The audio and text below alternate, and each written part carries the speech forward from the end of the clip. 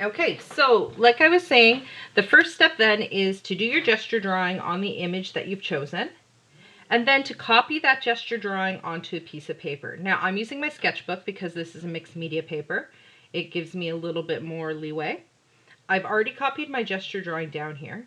So what at this point you have to keep in mind is for this assignment, I want the drawing of the person to be almost the entire piece of the paper. Okay, don't do a tiny little drawing. You want to give yourself enough room to move. And the one that I'm using as my reference is going to be this one. So it's the superhero one I was doing yesterday. So I'm going to keep that side by side just because I definitely need to know what her uniform looks like. And I chose this drawing because I thought it was a more dramatic pose. Now that I have this, what I have to do is fill it in. And for this assignment, like I said, I'm not asking anybody to draw the face, so we don't have to worry about that. You can just keep a generalized face like I've got right here.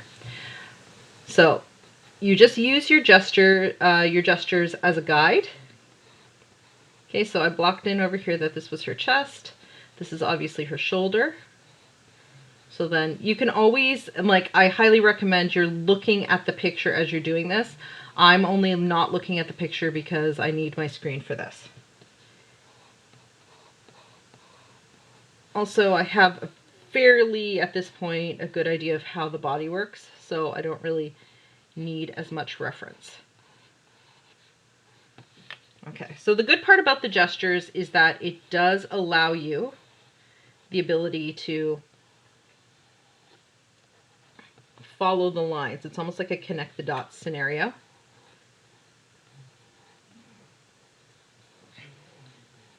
And if you have a decent understanding of how the human body works, it becomes easy. Okay, so for my sake, I'm just going to block in the chest.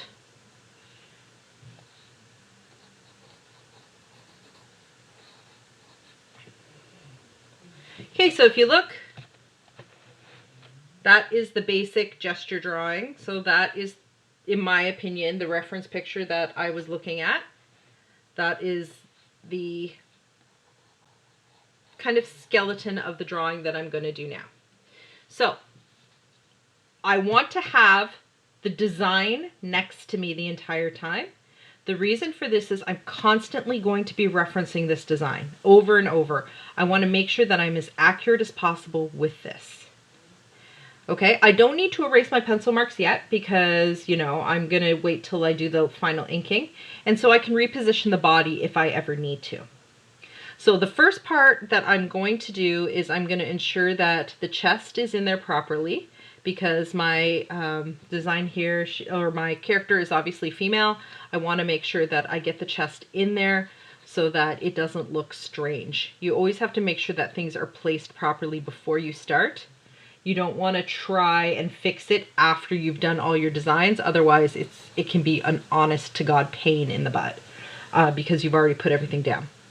So I'm going to start at the center. I've got this starburst pattern that goes pretty much just a little below her clavicles, straight through the breasts, all the way down to the groin, following that straight line on the body. So I've got that straight line on the body already present, which is great that I didn't erase it because I'm just going to follow it. So, okay, so I'm using this as the reference. And it doesn't have to be perfectly exact, but you want it to look enough like it so that I know that these are supposed to be the same character. Okay, so I've got that down. So then I want to look over here. There's the shoulders, and then there's these two little spots, and she's got like this design on her hip. So I'm going to put the design on the hip there because I've still got the hip right here. Okay, and then I can do it for the other one. And this jumps up like this. Okay, and I'm probably not going to see a lot of it on this side. Now the shoulder array, so this comes down. And if I look, it comes down, and I want to look, it goes right into that point. I have that point right here. So I'm going to bring it up and have it go over the shoulders. Okay. The next part is the long arm gloves and the boots. I'm going to add those in. They're pretty easy. So I know that the arm gloves go up to about her bicep. So if that's easy enough, I'm just going to put that in. And I don't see the other arm, so I can leave that.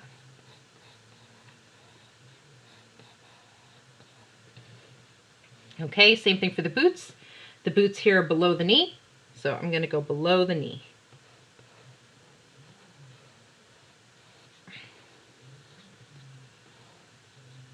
Okay, because I don't want bare feet, I'm making sure that I add a little heel and the sole of my boot so it looks like she's actually wearing boots.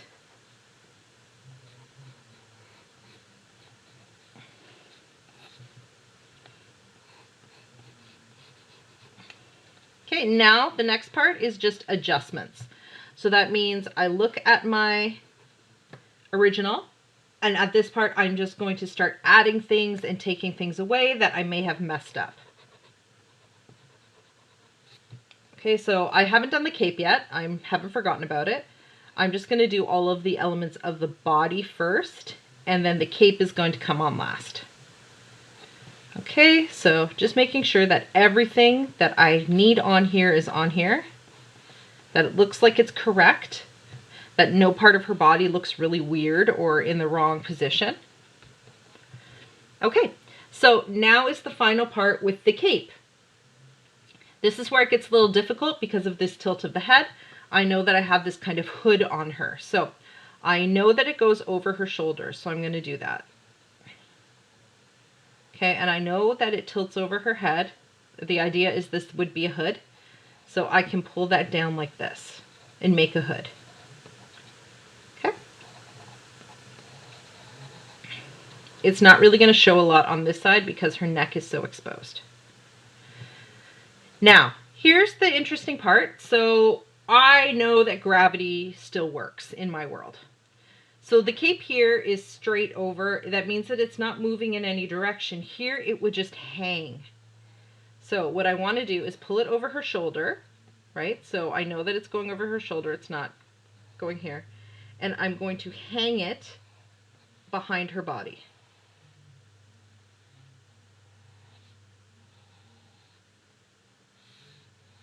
Okay, I can flare it out a little bit if I want.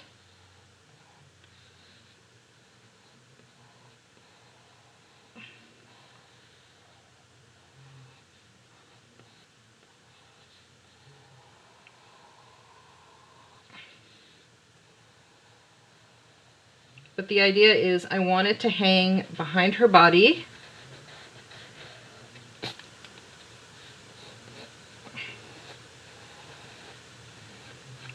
And it's going to help me give the appearance of her floating.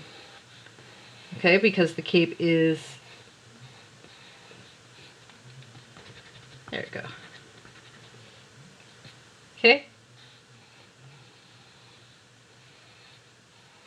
All right. So if I look, I'm going to pull this next to me. Make sure that I have everything that I've got. I don't need to add anything else. And now I'm ready to work on the very, very last part, and that is getting my ink pen. So I've got a Sharpie one here that I'm using. Now I'm going to ink this, and I'm going to be very careful while doing it. So I'm not going to try to shade it or anything. I am just going to follow the lines that I've put on here. Very, very carefully. I mean it. Take your time with this. Don't like rush through it. You want to be very certain with how careful you are using your pen, because if you screw it up, you have to start over.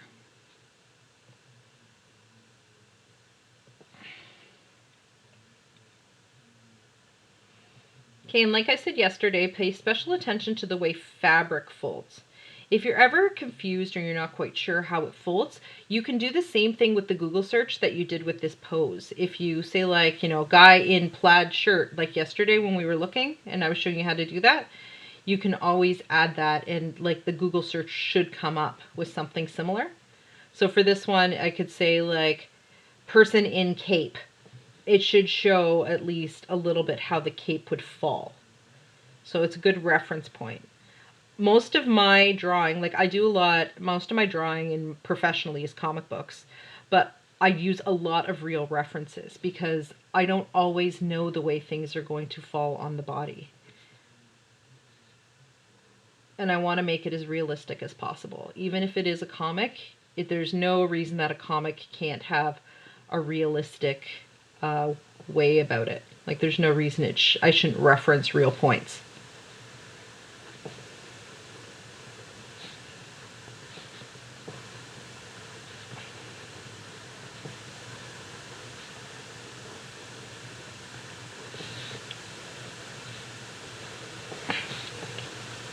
Okay, make sure when you're tracing too, you don't go through all your gesture lines. Like, I'm not gonna do that line for the hip because I don't want to show it.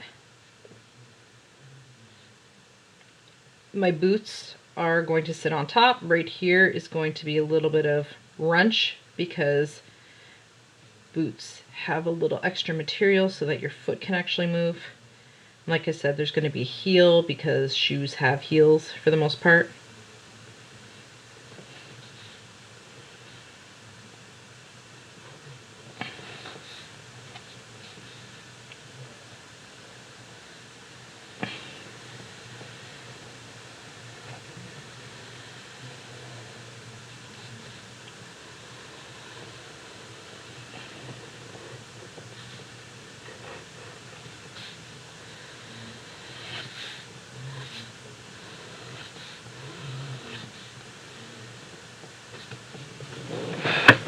Alright, so that's about everything.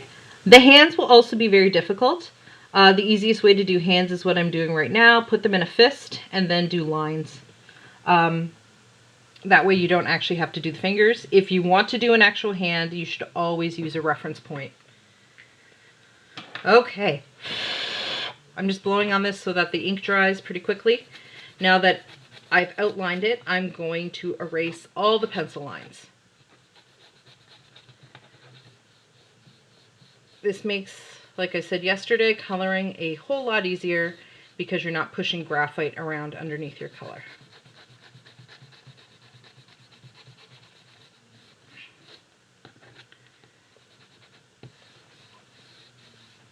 Okay, it also gives me a clearer view of what my ink looks like and where I need to take away and add things.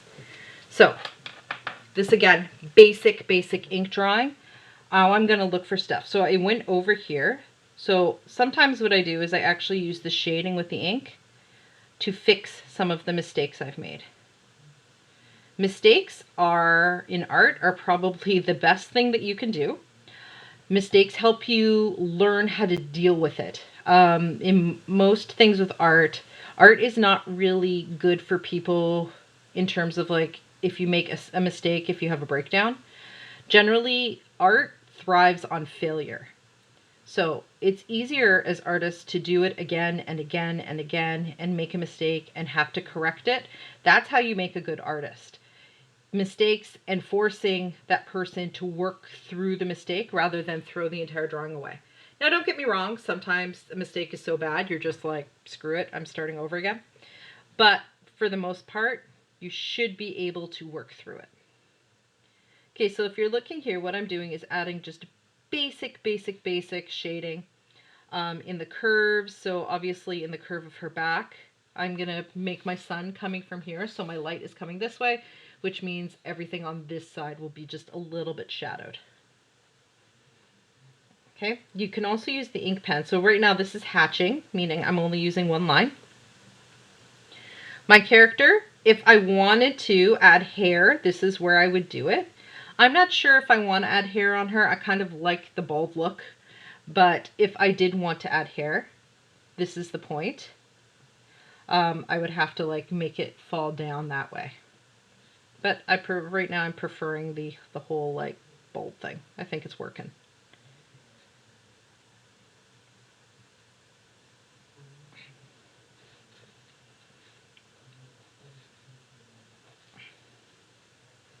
Okay, I'm not going to make you sit through my inking completely. The only other thing I wanted to show you is that in a lot of cases, let's make sure this one works. Yep, good.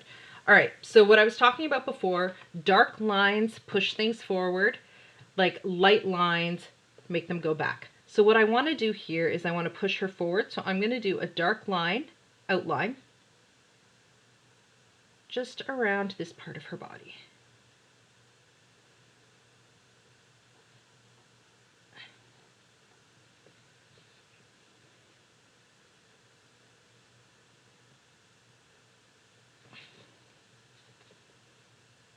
And when I'm doing this, let's be very careful because I don't want to mess it up.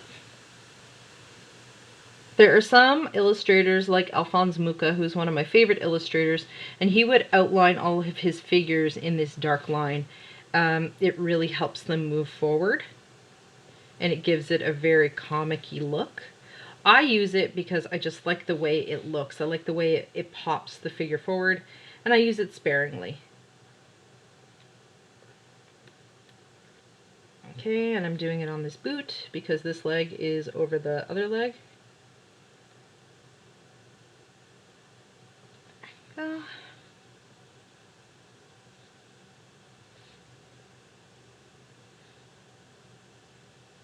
Okay, I'm doing this because this is over her face. And then I'm probably going to do this arm because this arm is over the cape.